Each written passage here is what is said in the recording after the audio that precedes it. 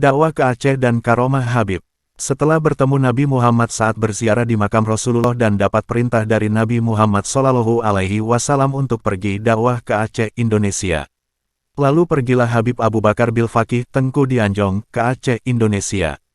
Di kota Banda Aceh dengan karomahnya beliau Habib Abu Bakar Bilfaqih Tengku Dianjong menggunakan tongkat pemberian dari Nabi Muhammad, dipukulkan tongkat itu ke tanah, dari dalam tanah keluar gudang-gudang benda mulia, baik emas dan perak, sebagaimana hal ini tertulis di dalam kitab Majmu' Kalam Habib Ahmad Assegaf Sewun murid Habib Ali Al-Habsyi. Dalam kisah orang Aceh terkenal bahwa Habib Abu Bakar Bilfaqih Tengku Dianjong yang melunasi hutang Raja Aceh.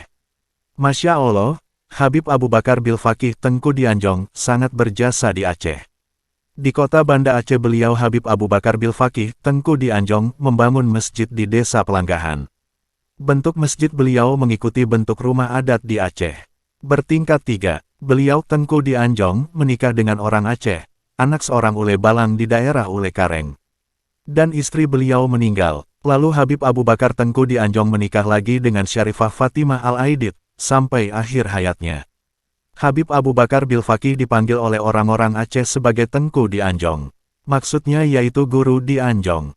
Anjong adalah rumah Aceh. Guru di rumah Aceh, Tengku Dianjong. Adalah kesalahan yang mengartikan Anjong itu sanjungan. Karena jauh beda makna. Di Banda Aceh Habib sebagai ulama penerus dakwah Nabi. Habib Abu Bakar Bilfaqih Tengku Dianjong di Aceh berperan sebagai ulama, penerus dakwah Nabi Muhammad. Beliau Habib Abu Bakar mengajar, sampai ke daerah Sigli, di Sigli, Kenire beliau juga mempunyai tanah yang luas. Dan guru beliau di Tarim adalah ulama besar dan wali kutub Al-Habib Abdurrahman Bilfaqih.